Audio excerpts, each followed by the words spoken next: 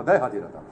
હવે એ ક્લિપનું સર્ક્યુલેશન પ્રેસના માધ્યમથી શું કામ નથી થયું એનો હું જાજુ ન કહી શકું, પણ જ્યારે પુરુષોત્તમ રૂપાલા સાહેબે આ નિવેદન કર્યું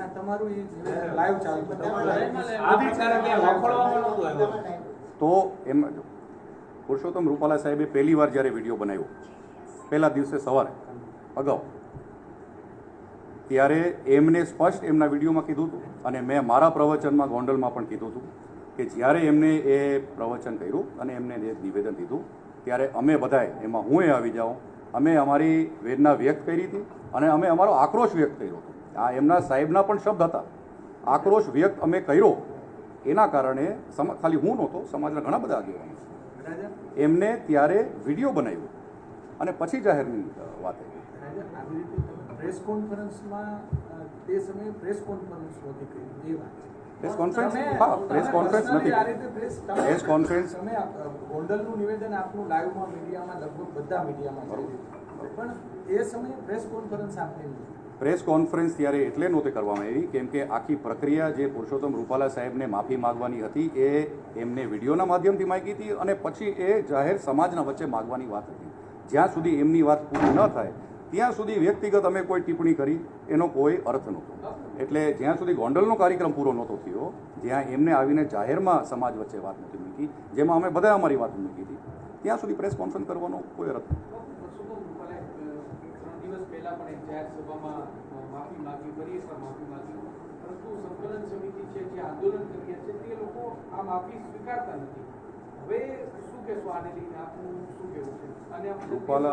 રૂપાલા સાહેબે પહેલા દિવસે માફી માંગી હતી, એમના પછી જાહેરમાં ગોંડલમાં માફી માંગી હતી, એમના પછી એમને ટંકારાના એક કાર્યક્રમમાં માફી માંગી હતી, એમના પછી હમણાં તાજેતરમાં જસદણમાં પણ એમને માફી માંગી. આનાથી એક વસ્તુ સ્પષ્ટ થાય છે કે પુરુષોત્તમ રૂપાલા સાહેબ દિલથી ક્યાંક એમનાથી ભૂલ થઈ છે એ સ્વીકારે છે. આ લેવલના નેતા, આ લેવલના આગેવાન જ્યારે ઘડી ઘડી એમના દિલની વ્યાખ્યા વ્યક્ત કરતા હોય અને માફી માગતા હોય ત્યારે એનાથી સ્પષ્ટ થાય છે કે એ ખરેખર એ જે બનાવ બન્યો છે એ એમના માટે એક દુઃખદ બનાવ હતો અને એમાંથી એ વસ્તુ સમાજના પાસે માફી માગે છે. રાજા, આ વખતની ચૂંટણી રાજવીઓ, રાજપૂતો, ક્ષત્રિયો એના ઉપર લડાતી હોય એવું નથી લાગતું, કેમ કે એક બાદ એક નિવેદનો, જેટલા નિવેદનો આપો, રૂપાલા સાહેબનું આવ્યું, જુનાગઢના નેતાનું આવ્યું, પછી આપના નેતાનું આવ્યું, રાહુલ ગાંધીનું આવ્યું, એવું નથી લાગતું કે બીજા બધા મુદ્દા ભૂલાઈ ગયા હોય ને અત્યારે આ જ મુદ્દો હાલતો હોય, ખાસ કરીને ગુજરાતમાં? એવું સ્પષ્ટ આપ એવું વિચારી શકો છો. હું તો વિપક્ષની પાર્ટીઓ જ્યારે આ મુદ્દા ઉપાડતા હોય ત્યારે હું એટલું કહીશ કે વિકાસના કામ ઉપર જે ચૂંટણી લડાઈ છે એ મુદ્દા ઉપર વિપક્ષની પાર્ટીઓ પાસે કાંઈ કહેવાનું છે નહીં, એટલે અત્યારે આ બધી વસ્તુમાં ડાયવર્ટ કરવાનો પ્રયાસ કરી રહ્યા છે. એવું તો છેલ્લા 2 દિવસના બનાવમાં મને દેખાય છે. ધાનાણીએ પણ ગઈકાલે કહ્યું કે પટેલ અને બાપુને અરખપદુડા થઈને મત આપ્યા ભાજપને, માટે આ પહેલા પટેલે ભોગવું, હવે બાપુનો વારો. એ વ્યક્તિગત એમનો સમાજ વચ્ચે અને સમાજના મુદ્દા આવી રીતના ઉશ્કેરવાના મુદ્દામાં હું કંઈ ટિપ્પણી જાજી નહીં કરું. મારો મુદ્દો જે છે એ મેં આપના સામે મૂકેલો છે.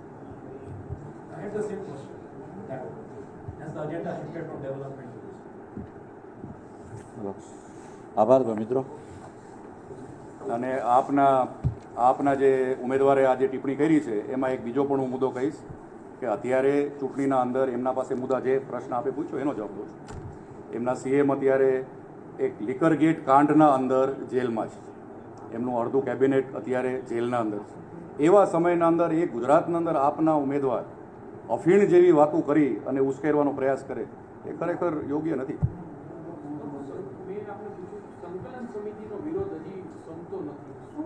સંકલન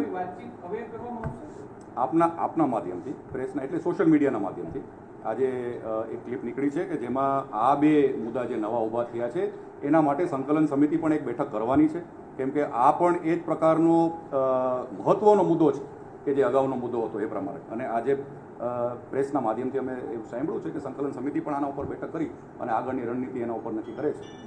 So many possibilities before Narendra Modi ji comes and અને delivers. એ આપને Are you એના માટે આપને સંકલન સમિતિના જે પ્રવક્તા છે એમને આપણે પૂછવું પડશે. એમાં હું કંઈ આપણે પ્રકાશ નહીં પાડી શકું. ક્ષત્રિય સમાજ માટે કોઈ વાત આ મુદ્દે પણ વિચારવું જોઈએ. એમને તો વિચારવું જોઈએ અને એ વિચારે છે. એમને મેં આપને કીધું એમને એમનો એક વિડીયો મૂકેલો છે કે એ વિચારે છે. 2 દિવસ પહેલાં કોંગ્રેસના કેન્દ્ર લેવલના નેતા એવા રાહુલ ગાંધીજીએ એક નિવેદન મહારાજાઓ ઉપર એટલે રાજવી પરિવારો ઉપર એમને એક ટિપ્પણી કરી. એમની ટિપ્પણી પ્રમાણની કરી કે રાજાશાહીના અંદર રાજવી પરિવારો અને ક્ષત્રિય સમાજ એમને ઠેસ પહોંચે એવી એક એમની નિવેદન કરવામાં આવ્યું કે ગમે ત્યારે જમીનું હડપી લેવાની એક માનસિકતા ધરાવે છે રાજવી પરિવાર. આ એક મુદ્દાને એક રાજવી પરિવારના સદસ્ય તરીકે એક ક્ષત્રિય સમાજના દીકરા તરીકે આ મુદ્દાને સ્પષ્ટ શબ્દમાં હું વખોડી કાઢું છું. રાજવી પરિવારોનું બલિદાન, તપ, ત્યાગ, તપસ્યા આ દેશ માટે અદ્ભુત રહ્યો છે. એવું કેવું કે રાજા રજવાડાઓ ગમે ત્યારે એમની પ્રજાની મિલકતો હડપી લેતા એ સ્પષ્ટ જાહેર કરે છે કે આ નેતાને એમનો ઇતિહાસ પૂરી રીતે ખ્યાલ નથી, આ દેશનો ઇતિહાસ પૂરી રીતે ધ્યાનમાં નથી. રાજા રજવાડાઓનો, રાજવીઓનો અને પ્રજાનો જે એક અતૂટ નાતો જે હતો, જે નજીકનો જે સંબંધ હતો, સતત ચિંતા કરતા એમના પ્રજા માટે એવા રાજવીઓ કોઈ દિવસ એમના પ્રજાને કોઈ પણ નુકસાની થાય એવું કોઈ દિવસ ન કરતા. ક્ષત્રિય સમાજ, રાજવી પરિવારો 18 વર્ષને ભેગા લઈને ચાલતા અને 18 વર્ષને ભેગા લઈ અને એમનું શાસન અને વહીવટીતંત્ર એ જમાનામાં ચલાવતા.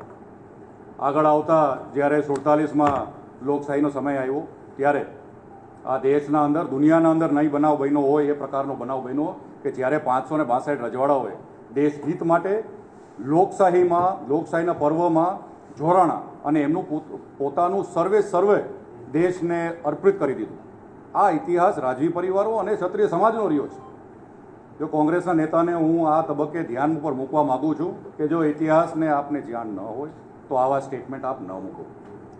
મારે આ તબક્કે કોંગ્રેસ પાર્ટીને પણ એમની શું આ ટિપ્પણી ઉપર એમનું ઓફિશિયલ લાઇન શું છે એમને પણ મારે એક પ્રશ્ન પૂછવો છે કે કોંગ્રેસ પાર્ટી આ મુદ્દા સાથે સહમત છે તો એક સ્પષ્ટીકરણ કરે.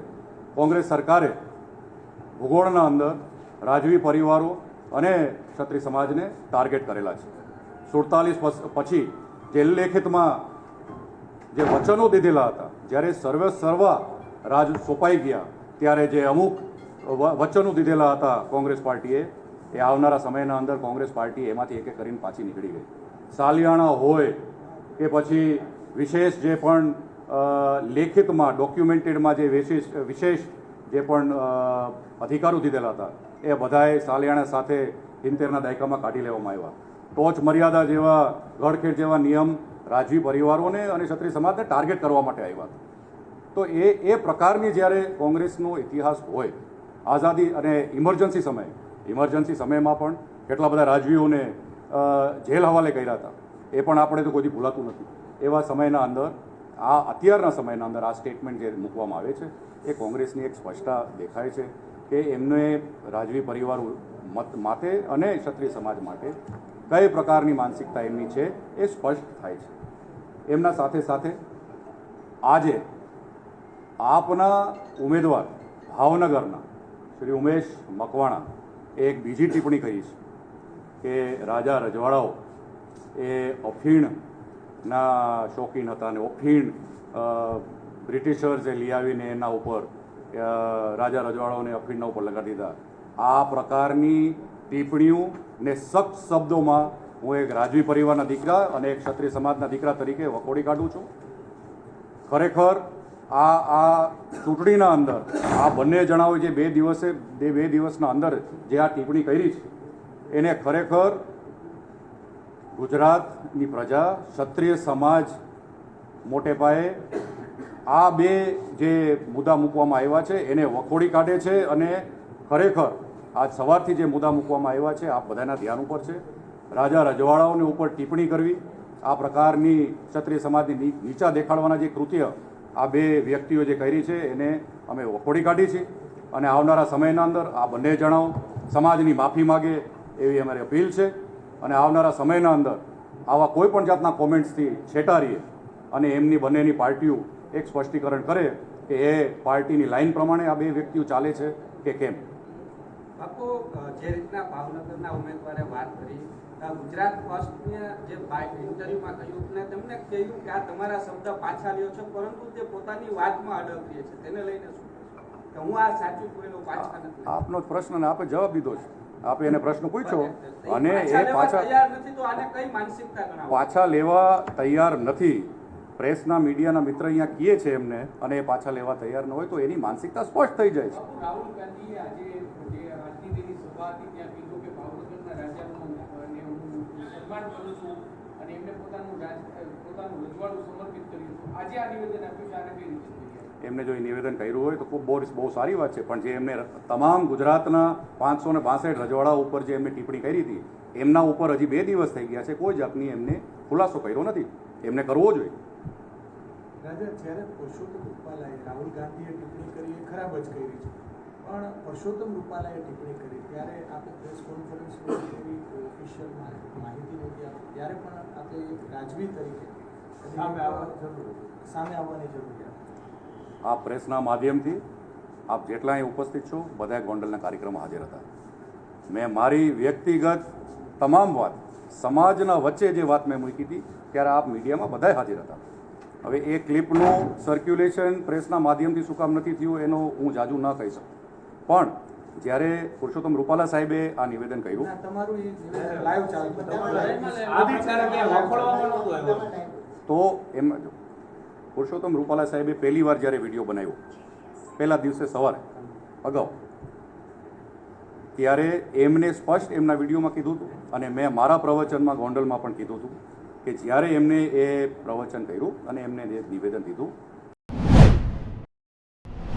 કર્ણાટકના બેલારી ખાતે જાહેર સભામાં કોંગ્રેસના રાષ્ટ્રીય નેતા શ્રીમાન રાહુલ ગાંધીએ હરીફ પક્ષ ઉપર રાજકીય પ્રહારો કરતા રાજા મહારાજાઓને નિશાના પર લઈને જાહેરમાં કરેલા વિધાનોની હું ગંભીર નોંધ લઉં છું અને મારી અત્યંત ભયંકર નારાજગી વ્યક્ત કરું છું. ભારત દેશ જ્યારે એક નૂતન યુગના પથ પર પ્રયાણ કરી ચૂક્યું છે ત્યારે જાહેર જીવનના મોભીઓને પોતાની વાણી ઉપર સંપૂર્ણ સંયમ રાખવો જોઈએ. ભારતના રાજાશાહી યુગના રાજવીઓ અને ક્ષત્રિય કુળમાં જન્મ લેનારા ક્ષત્રિયોની રાષ્ટ્ર પ્રત્યેની શ્રદ્ધા, કટિબદ્ધતા, સમર્પિતતા અને અસ્મિતાનો અભ્યાસ કર્યા વિના પોતાની રાજકીય સ્વાર્થની પૂર્તિ માટે મનમાં આવે તેવા શબ્દ પ્રયોગો કરીને કોઈ પણ વ્યક્તિ વિશેષ કે સમાજની ગરિમાને હનન થાય તેવો બફાટ એ ભારતની એકતા, અખંડતા, સામાજિક સમરસતા અને સૌહાર્દપૂર્ણ તંદુરસ્ત સમાજ વ્યવસ્થા ઉપર કુઠારાઘાત સમાન છે. શ્રીમાન રાહુલ ગાંધીએ જો અભ્યાસ કર્યો હોત કે મહારાજા રાવોલ કૃષ્ણકુમારસિંહજી ઓફ ભાવનગર, મહારાજા સાહેબ ભગવતસિંહજી બાપુ ઓફ ગોંડલ, મહારાજા સાહેબ નટવરસિંહજી બાપુ ઓફ પોરબંદર, મહારાજા સાહેબ માનસિંહજી બાપુ ઓફ પાલિતાણા, મહારાજા સાહેબ વાઘજી બાપુ of Morbi, Maharao Khengarji Bapu of Kutch, Maharaja Sayajirao Gaekwad of Baroda, એમનું કયા પ્રકારનું સુશાસન હતું, કયા પ્રકારની લોક કલ્યાણની કામગીરી હતી, તો આવી ટિપ્પણી શ્રી રાહુલ ગાંધીએ કદાપી ન કરી હોત.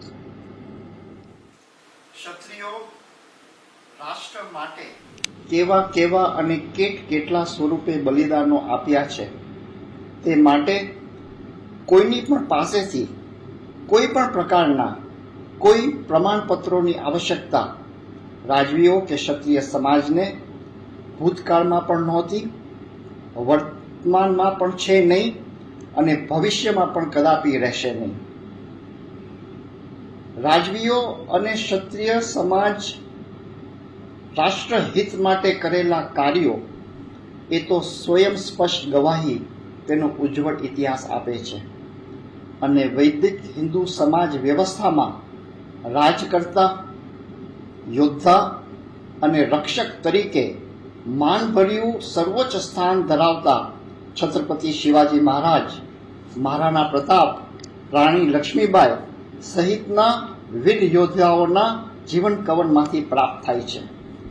ભગવાન શ્રી રામચંદ્રજી, ભગવાન શ્રી કૃષ્ણ, શ્રી બુદ્ધ ભગવાન, શ્રી મહાવીર ભગવાન એ ક્ષત્રિય કુળમાં જન્મ લીધો હતો અને ક્ષત્રિયોના ભવ્યાતિ ભવ્ય સંસ્કાર વારસાને ચંદ્રવંશી અને સૂર્યવંશી ક્ષત્રિયોના જે નિશાના પર અત્યારના જાહેર જીવનમાં પડેલા મોભીઓ જે કાર્ય કરી રહ્યા છે એ પ્રક્રિયા સદંતર બંધ થવી જોઈએ. હું જાહેર જીવનમાં પડેલા મોભીઓને અતિ વિનમ્રતા પૂર્વક વિનંતી કરું છું કે અમારી શાસ્ત્રકુળ વિનમ્રતાને અમારી મજબૂરી કે નબળાઈ સમજવાનો કદાપી ભૂલ ન કરતા. ભારતીય રાજપૂતની વિરાસત એ કોઈ તકલાદી વિરાસત નથી કે જેને કોઈ પણ ખંડિત કરી શકે. શૌર્ય, ક્ષમા, ત્યાગ, બલિદાન અને શરણાધર્મની શાસ્ત્ર પરંપરાને યાવત ચંદ્ર દિવાકરો એવું વરદાન પ્રાપ્ત થયું છે. એક રાજવી તરીકે પ્રત્યેક જીવ પ્રત્યે સ્નેહ, સૌહાર્દ, આદર, સંભાવ, સંવેદના અને સહિષ્ણુતા દાખવીએ છે એ અમારો શાસ્ત્ર ધર્મની પરંપરા છે. 2024ના લોકસભા અને લોકશાહીનો મહાપર્વ આપણે સૌ સનાતન ધર્મ અને સનાતન ભારતીય સંસ્કૃતિના સહવાહકો તરીકે અતિશય મહત્વની આ પળ છે.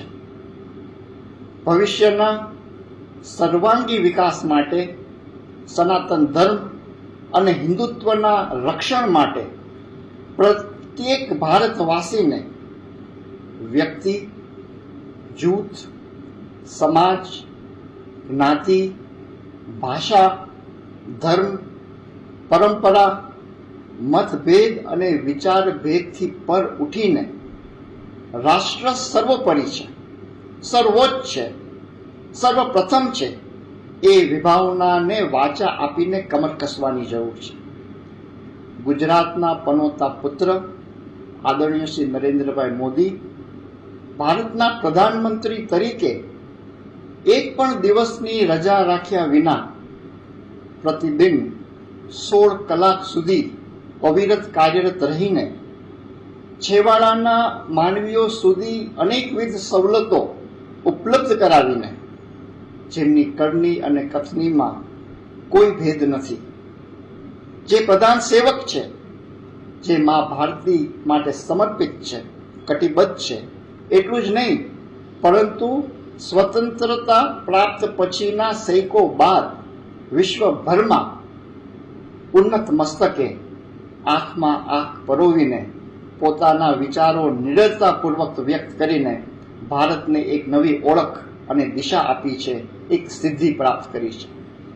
તેને સહર્ષ ધ્યાનમાં રાખીને આપણા ભવિષ્યને સુરક્ષિત કરવાની સંકલ્પના અને સંકલ્પ સાથે પ્રચંડ મતદાનના માધ્યમથી આપણા આશીષ પ્રદાન આપણે કરીને આદરણીય શ્રી નરેન્દ્રભાઈ મોદીના એક સક્ષમ નેતૃત્વમાં આપણી ભાવિ પેઢીના ઉજ્જવળ ભવિષ્યને આગળ ધપાવવા માટે